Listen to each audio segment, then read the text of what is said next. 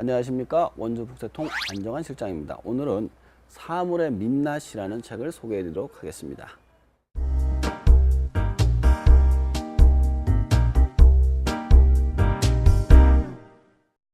자, 이 사물의 민낯이라는 책은 우리가 일상적으로 쓰고 있는 수많은 물건들이 있지 않습니까? 뭐 휴대폰이라든가 안경이라든가 면도기라든가 그 외에 뭐 뽀로로라든가 레고라든가 햄버거라든가 우리가 쓰고 있는 수많은 물건들의 역사와 어떤 몰랐던 사실들에서 알려주는 그런 책이 되겠습니다. 자, 그러면은 몇 가지가 나오는데 워낙에 많다 보니까 제가 다 기억은 할 수가 없고요. 가장 기억에 남는 게 안경이었습니다.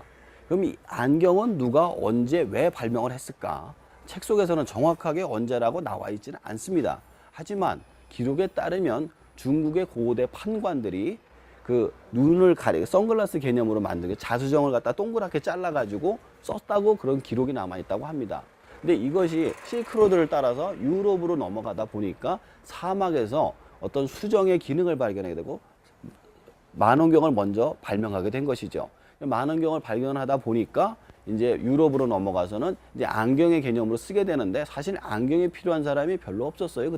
그때 당시에는. 왜냐하면 글을 읽을 필요가 없었기 때문이죠. 중세시대다 보니까 대부분의 사람들이 글을 모르고 지도층만 책을 읽기 때문에 그 사람들만 어떤 이런 돋보기 같은 것만 보고 있었던 겁니다. 그런데 구텐베르그가 인쇄술의 발달로 지금의 인터넷이나 휴대폰보다 더 큰 혁명을 일으켰죠. 모든 사람이 글을 읽을 수 있게 된 겁니다. 결국 안경이 대대적으로 보급되게 된 것이죠. 그리고 우리나라도 예전에 자수정을 잘라가지고 다듬어서 안경을 만들었다고 해요. 그런데 일본에서 근대식 안경이 들어오면서부터 없어졌다고 그런 이야기까지 나오고 있습니다. 자, 그리고 우리가 매일같이 쓰고 안 쓰면 안 되는 인터넷의 역사에 대해서 한번 알아보도록 합시다. 인터넷은 어떻게 만들어졌을까요?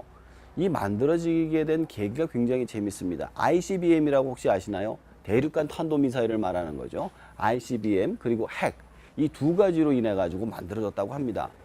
그 냉전 당시 소련하고 미국 같은 경우에는 ICBM과 핵으로 인해 가지고 서로의 군비 경쟁이 시작이 됐었습니다. 근데 미국에서 가장 걱정했던 것이 무엇이냐면은 워싱턴에 만약에 핵이 떨어지게 된다면은 지휘 통제가 마비가 되고 나라 전체가 마비가 돼서 결국 소련에 항복하게 될 것이라고 판단했던 거죠. 그래서 생각했던 것이 바로 완벽한 네트워크의 구축이었습니다. 그것을 이름을 알파넷이라고 했죠.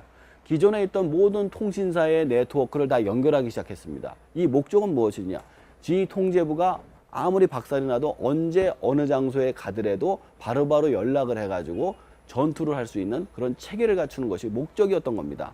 결국엔 마치 만리장성처럼 거대한 네트워크를 만든 것이었는데 이것이 현재 그 월드 와이드 웹, 인터넷의 모태가 됐던 것이죠. 현재는 인터넷이 전 세계를 갖다 돌면서 집중을 하고 있는 그런 형태가 돼가고 있습니다.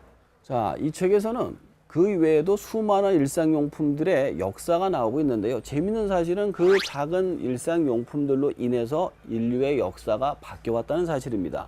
여러분도 한번 읽어보시고 우리가 쓰고 있는 일상용품의 역사 그리고 우리 역사가 어떻게 바뀌었는지를 한번 알아보시기 바랍니다.